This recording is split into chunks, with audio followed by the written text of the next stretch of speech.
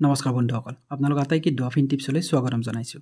অসমৰ লাখ লাখ দৰিদ্ৰ পৰিয়ালৰ বিত্তীয় ভেটি মজবুত কৰা আঁচনি অৰুণোদয় 3.0 ইতিমধ্যে আৰম্ভ হৈ গৈছে।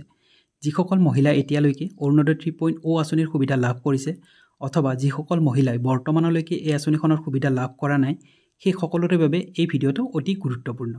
এই ভিডিঅ'টো প্ৰস্তুত কৰাৰ সময়লৈকে চৰকাৰে এই আঁচনিখনত কি ডাঙৰ পৰিৱৰ্তন আনিছে, এই আঁচনিৰ জৰিয়তে হিতাধিকাৰীসকলে বৰ্তমান কিমান টকাকৈ ধন লাভ কৰিব আৰু নতুন কি সুবিধা সংযোজন কৰা হৈছে, লগতে এই আঁচনিৰ পৰা কোনসকল মহিলাৰ নাম কৰ্তন কৰা হ'ব, এই সকলোবোৰ বিতং তথ্য আজিৰ এই ভিডিঅ'টোত আপোনালোকে জানিব পাৰিব। আশা কৰোঁ স্কিপ নকৰাকৈ আপোনালোকে ভিডিঅ'টো শেষলৈকে চাব। তেন্তে বলক দেৰি নকৰি আৰম্ভ কৰোঁ আজিৰ এই ইম্পৰ্টেণ্ট ভিডিঅ'টো।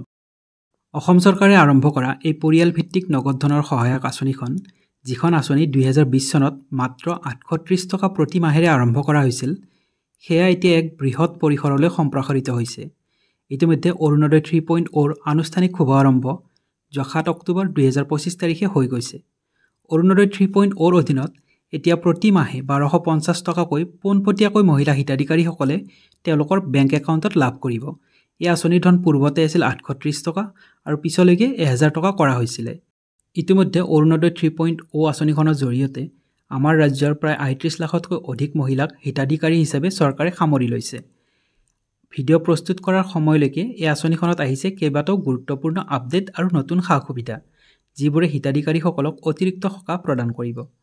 অৰুণোদয় 3.0 সবাতোকৈ ডাঙৰ চৰ্তটো হৈছে যে হিতাধিকাৰীসকলৰ ওচৰত জাতীয় খাদ্য সুৰক্ষা আইন অৰ্থাৎ NFS-ৰ অধীনৰ ৰেচন কাৰ্ড থকাটো বাধ্যতামূলক, যাৰ বাবে চৰকাৰে নতুনকৈ প্ৰায় 20 লাখ লোকক ৰেচন কাৰ্ড বিতৰণ কৰিছে, যাতে তেওঁলোকে এই আঁচনিৰ সুবিধা ল'ব পাৰে।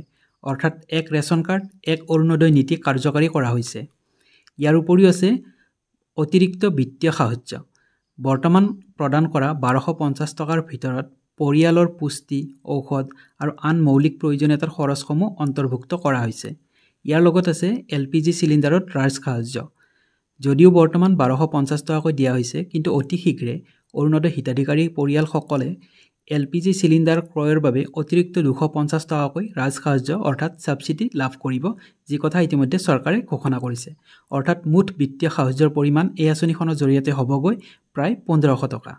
অৰুণোদয় 3.0 আঁচনিখনৰ জৰিয়তে চৰকাৰে কিছুমান অতি দুৰ্বল আৰু বিশেষ শ্ৰেণীৰ লোকক অগ্ৰাধিকাৰ প্ৰদান কৰিছে, যেনে বিধৱা বা 45 বছৰৰ অধিক বয়সৰ অবিবাহিত মহিলা, তৃতীয় লিংগৰ ব্যক্তি, বিশেষভাৱে সক্ষম ব্যক্তি, HIV পজিটিভ লোক, কুষ্ঠ ৰোগ, থেলাছেমিয়া বা আন জটিল ৰোগত আক্ৰান্ত সদস্য থকা পৰিয়ালৰ মহিলা বা আশ্ৰয়হীনা মহিলাসকলক এই আঁচনিখনে অগ্ৰাধিকাৰ প্ৰদান কৰিছে।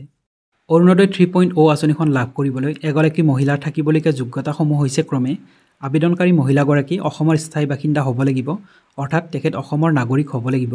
2 নম্বৰ, আবেদনকাৰী মহিলা পৰিয়ালৰ মুৰব্বী হ'ব লাগিব। 3 নম্বৰ, আবেদনকাৰী মহিলাৰ পৰিয়ালৰ বাৰ্ষিক আয় সৰ্বমুঠ 2 লাখ টকাতকৈ কম হ'ব লাগিব।